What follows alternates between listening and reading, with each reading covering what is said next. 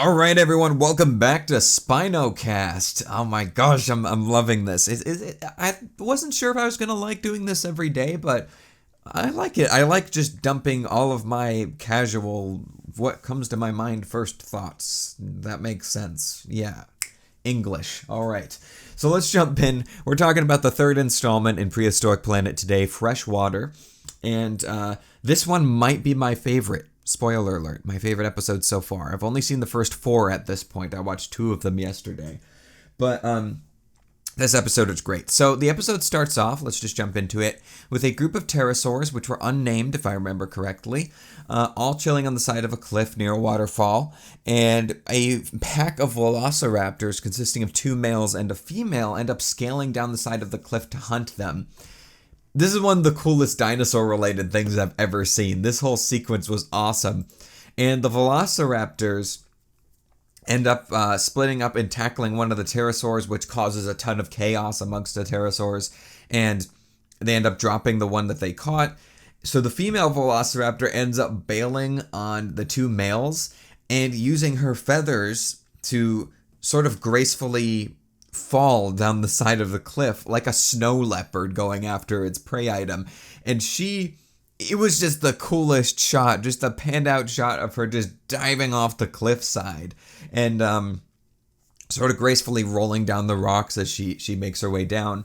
And you could tell it was rough, and it wasn't like this scripted like superhero moment. It was rough, and she probably hurt. Of course it hurt when she fell, but it was just such a cool moment because you see stuff like this, especially with big cats hunting in mountainous environments and stuff like planet Earth, for example. And I think this is awesome, especially given how velociraptors and other dromaeosaurs with their wings and tail feathers would have had increased control over their descents and potentially their ascents up certain ledges and such, which was shown briefly in one scene in this part where the velociraptor kind of flapped its wings when it was jumping, kind of like a turkey or a peacock, which don't have powered flight, but they still use their wings to assist them when they're jumping up onto higher ledges, which I think is really cool.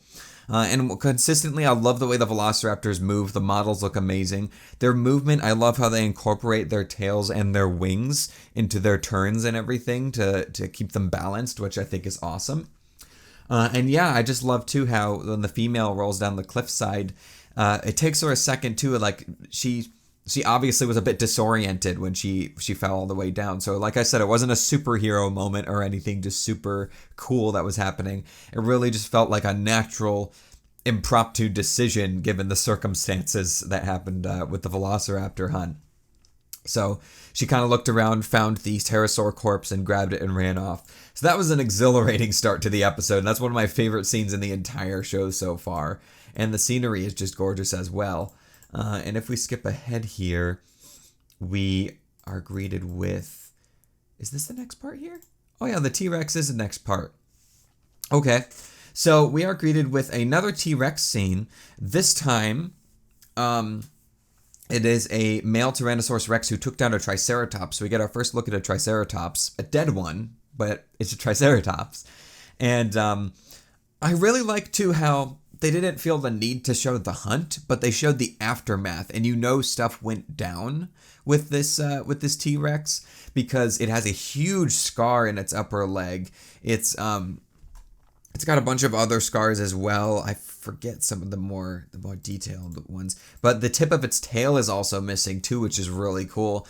And I love too, it's not showing like T-Rex as this invincible force of nature that so many other documentaries portray it as.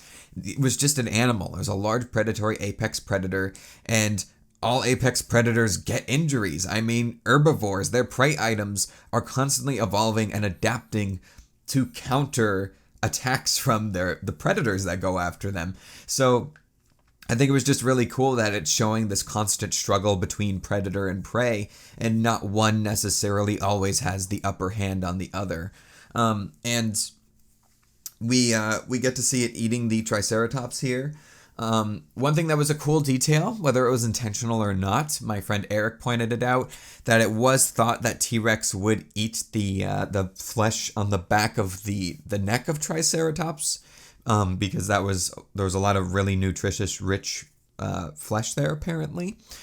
So it was cool when he was eating it that he did focus on that area, whether that was intentional or not. I thought that was cool. Another thing too, my friend Gibson pointed out. He said he brought up a great point. All of like the Hell Creek, all of the Hell Creek stuff they've shown with T-Rex and everything. Every other form or lots of other forms of dinosaur media, because there are so many fan favorite dinosaurs in Hell Creek, they almost feel a need to jam pack them all into the same sequence and be like, yo, here's everything. We've got Edmontosaurus and Triceratops and Ankylosaurus and, Tyrannosaurus Rex and Dakotaraptor and blah, blah, blah, Quetzalcoatlus, everything all in the same area. Pachycephalosaurus, they're all just right here in the same area, in the same scene. So you could see them all right now. And Gibson brought up a great point because he was like, it really gives the impression that the Hell Creek Formation was a lot smaller than it actually was. That it was almost like just this really contained valley or something. But what I love about the way Prehistoric Planet is handling it is they've only shown us T-Rex so far, and now they've just shown us a corpse of a Triceratops, and it really just makes it feel like that this whole formation was a lot more expansive than we are kind of led to believe by other forms of media, by just showing all the same animals in the same location. So I thought that was cool.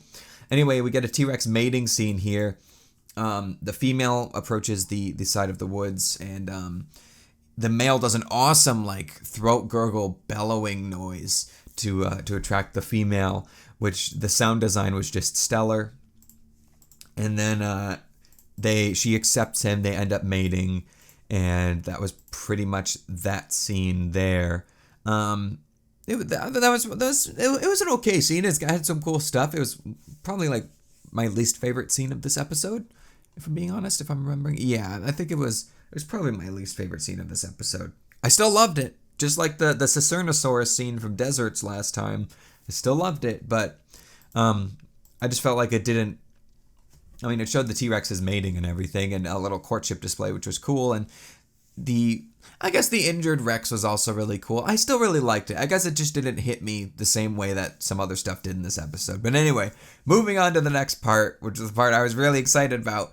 Dinochirus mirificus, and a good one in a dinosaur documentary. We know that there was one in the documentary Amazing Dino World or something, like the Asian documentary, but that one had a cool design, but the presentation of that documentary was a little weird from what I remember. This Dinochirus design is just stellar. It's awesome. I know some people have been mentioning that the feathers might be too long and shaggy on it, but I personally am not educated enough on Dinochirus to know whether that's right or wrong. I think the design looks perfectly natural just from my basic knowledge of feathered dinosaurs. I mean, outside of what I know for sure about Dinochirus, but the design looks gorgeous. The colors are great too. I thought it was just going to be straight brown with a blue face, but seeing it in the sunlight, it's got some white striping going down the hump on the back, and the face, the blue on the face is really rich and beautiful. And I love the personality that this Dinochirus has. It doesn't do a lot, but just the personality and the way the scene was written and executed is just so beautiful. It really feels like this lumbering, gross swamp beast in a way. Its feathers are all matted down and are full of bugs and stuff, and that was the whole driving force for this scene. Was this Dinochirus was really itchy from all the insects that are going after it. So it goes and finds a tree to scratch itself on, and the music that plays and just the animation and everything and the personality this thing has just really made it one of the most exciting scratching scenes in any animal documentary I've ever seen, if that's even a subgenre for these things, to be honest. Another thing I really like too is how they showed the underwater shots of it using its claws to detach reeds and other swamp vegetation from the sediment on the bottom of the water. I couldn't think of a word there for a second. So it kind of rips them up and brings them to the surface, and then uses its long duck-like bill to swoop them up or more spoon-like bill maybe. Spoon duck bill. We'll say it's a spoon duck bill. And then it scoops them up and eats them. So that was really cool. And then we also get it taking a dump as well. It took a poopy. And it has a physical poop prop effect in the water, which took me back to like the old BBC Walking With series and everything. I thought that was fun, and the way it was executed. And I also like too, after the Dinochirus poops, it does the little like bird butt wiggle to like loosen anything that's potentially still connected to its rear end, which I think is really cool. And especially since I used to own birds, every time they would poop, they would do that, and other birds too, if you see them do that. So I think that was really cool that it just kind of, it wasn't as extreme as a lot of birds today, but it still just kind of wiggled its butt, which I think was really neat. Then up next we have, oh my gosh, another one of my absolute favorite scenes in the entire show. Quetzalcoatlus makes an appearance. It's in Africa. I do know some people were complaining about the whole globe-trotting Quetzalcoatlus thing, but based on what I know about the animal, I think it works. I think it's fine. I mean, this thing was huge, and it was very, very powerful and could travel very fast, most likely. So, I think it worked out fine. Plus, I'm just trusting, like, this show has so many great consultants behind it and everything. Even if there's something I'm mildly questioning in the show, I'm just sort of like, all right, there had to be some good reasoning behind this, and I'm just not educated on it. So I'm rolling with it. So we have a female Quetzalcoatlus, and she is absolutely gorgeous. I mean, I think my favorite part, I love the design is so beautiful, and I just love the blue eyes on the design against the gray like feathering and such, or pycnofibers, I should say. And she has landed on these remote islands of this area in Africa that's flooded, and made some islands to lay her eggs.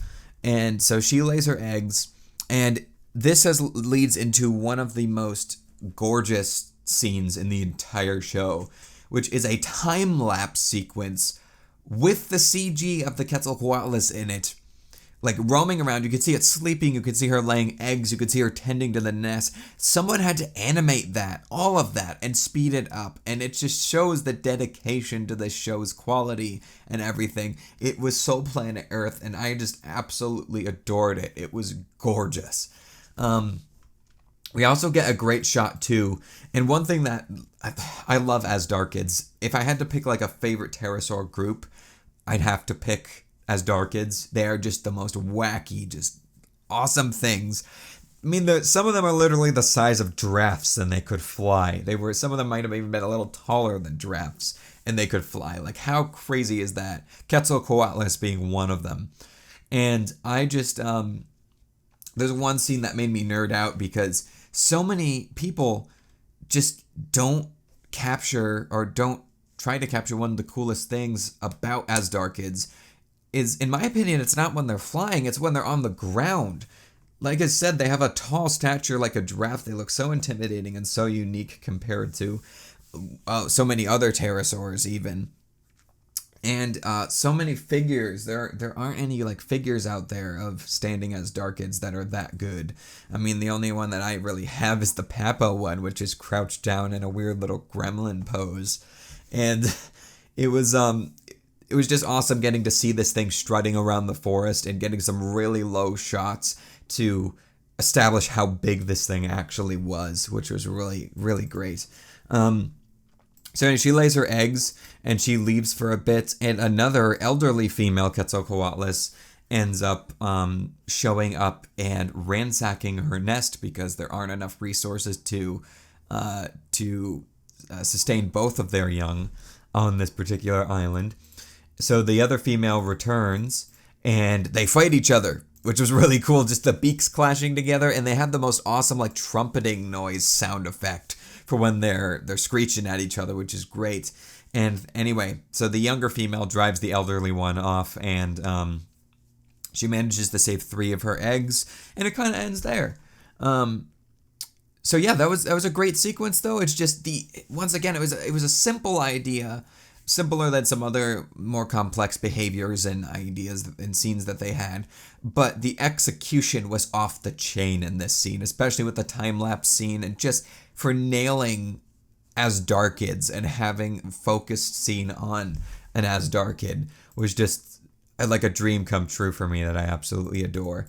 Anyway, so now we move on to another really cool little scene. This is in prehistoric Madagascar, and we are shown a Machikosaurus. One of my favorite dinosaurs from my childhood, actually. There was a book I saw, I think it was Louis V. Ray's art of it, like the yellow one. It might have not been, but it was the yellow one with like the splayed teeth, and I thought that was so cool. Of course, modern depictions of Machikosaurus are a lot more tame, so, but just, I have a lot of good memories with the older art depictions of it, so it's always been one of my favorite smaller theropods. And what I love, too, is in this scene, they're shown eating crustaceans, because they have the really weird kind of upturned shaped jaw, and I think it's cool showing that being used to crush the shells of crabs in this little like delta environment that they have going on. And so there's a mother Machikosaurus, and she has 3 little babies, and she's feeding them crabs, and one of them ends up wandering off to go hunt his own crabs, and he meets his demise when the massive chubby froggo boy Beelzebufo rises to the surface of one of the water pools, one of the pools of water, and takes him as his next meal. It happened quickly, but the Beelzebufo is one of my favorite creatures in the show, even though the scene was so short, because it is so detailed and the colors are awesome. The animation was great. I loved, just like some frogs today, when he's swallowing the Machikosaurus baby, he puts his hand up and is kind of like shoving it into his mouth, which some frogs do, which I think is really cool. It's so much personality packed into the thing. And just like that under a minute cameo that it had, even though we saw it in the trailer, which was awesome. And then the episode ends with some elasmosaurs going through a river, which I think is really cool, and making it out to the open ocean. That was a really dope idea. I was kind of disappointed initially when I saw that we were going to be getting more plesiosaur action in this episode, based on the little like trailer thing they had at the end of Deserts, just because I was like, oh, we already had a lot of plesiosaurs, we had a lot of Tyrannosaurus in the first episode, and it would have been cool to have some other different freshwater things shown off. But the way they executed the scene with the idea they had, I'm not complaining anymore. I think it's really cool, and it was mainly a visual sequence to kind of lead out the episode with something a bit more gentle, just showing them swimming along, and there was a sauropod and a quetzalcoatlus, I think, those watching them going by. Some people are confused whether these are Elasmosaurus or not. I'm not sure. I don't think they're Elasmosaurus, because they were just called Elasmosaurs, and that is a quite diverse like little group there. There's quite a few species within there. But my friend Aiden also said last night, he said he doesn't think they're Elasmosaurus. But yeah, it was a great way to send off the episode. I thought it was very gentle, and we got a really, really cool overhead shots of them hunting some large groups of fish out in the ocean where the river was meeting the ocean, and they were catching all the fish. We got that cool like above the cool like Planet Earth style above water shot of the plesiosaur's head coming out and catching a fish midair in the water there. But yeah, really cool episode. It had some of my absolute favorite parts of the series so far. Favorite scene, I've got to give it to the Velociraptor hunt on the cliffside. That was just one of the most exhilarating and well executed and just most well thought out scenes I've ever seen in any dinosaur media. I really want to just shake the hand of whoever's ever idea that was. That was so cool. The Dinochirus had a great little scene as well. Didn't do anything too extreme, but just the execution was great. The TRex scene was okay. It had some cool elements, but it wasn't my favorite thing in the world. I'm happy it was included, though, to sort of show the relationship between predator and prey there. And the Elasmosaur scene was cool to send the episode off. And the Quetzalcoatlus scene, oh my gosh, the Quetz scene is just absolutely stunning. I love that sequence so much. And the Mashikasaurus little scene was great with the Beelzebufo. Really great episode. Might be my favorite. Not going to say for sure because that could change easily. But yeah, this show is the best, man. It's my favorite thing at the moment. I adore it so much.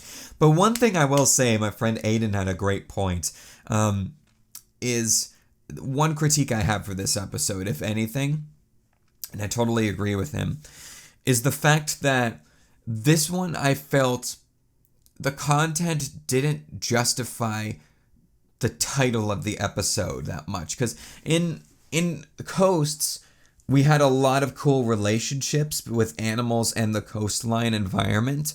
In Deserts, we had a lot of cool relationships with animals and the desert environments, like adapting to the environment.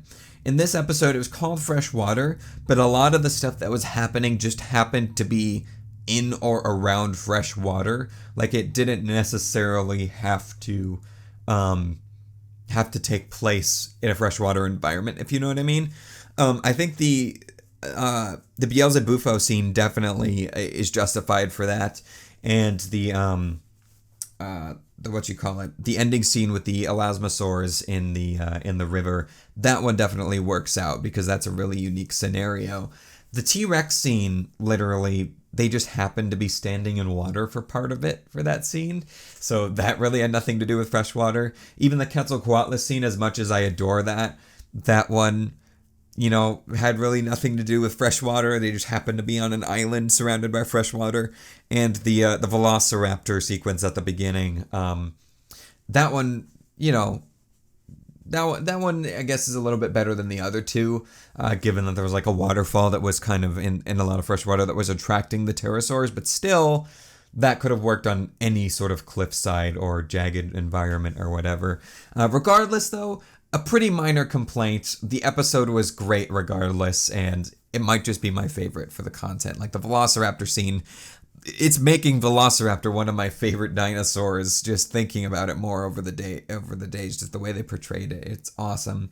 Anyways, that's it for this episode, guys. Thank you so much for listening. If you listened all the way to this part, the code word for this episode is not Spinosaur. What am I saying? Velociraptor. Let's type down below. Velociraptor was kung fu fighting. And thank you so much for listening. And I'm gonna record another episode here in a little bit, and maybe have a double upload today, which would be pretty cool. So we can talk about ice worlds. Spoiler alert. That one was a banger as well. I'd be surprised if any of these aren't. Thank you so much, guys, for listening. I'll catch you in my next video. So take care, and bye-bye.